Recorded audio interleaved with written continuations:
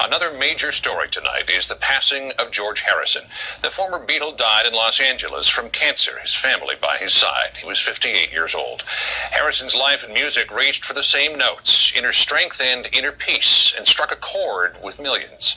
CBS's Mark Phillips reports on the death and life of George Harrison. There's a Beatles song for just about every occasion. I read the news today, oh boy. And today, the news was bad. They gathered at the John Lennon Memorial in New York to mark the death of another Beatle. And then there were two. George Harrison's death, unlike Lennon's, was neither sudden, nor violent, nor shocking. His religious conviction, he had said, expressed in his first solo hit single, had prepared him for death.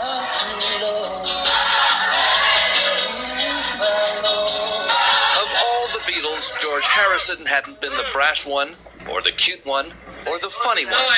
He'd been the thoughtful one, seeking not fame, but answers. The purpose of life is to find out who am I, why am I here, and where am I going. That's what we need answering. And Harrison, as his friends knew, had found those answers. I'm just privileged to have known him, and I love him like he's my brother. It was a very sad day for me and for a lot of other people. It's a big cigarette. I will. A big man. George Harrison had had throat, then lung, then brain cancer. The cigarette gags amusing when he was young had long since stopped being funny. The man they called the reluctant Beatle is now getting the credit he is due. He was the musical backbone. His were the riffs the whole world played air guitar to. He led the group on its journey toward Eastern mysticism.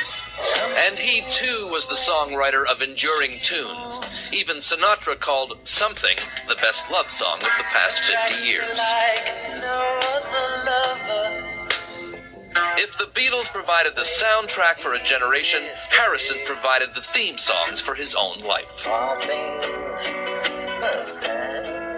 It doesn't take long to be from 17 to being 57. 40 years just goes like that. In his life, George Harrison never saw himself as more than he was. A working-class rocker from Liverpool who was good enough and lucky enough to become famous around the world. More than guitars are gently weeping today. Mark Phillips, CBS News, London.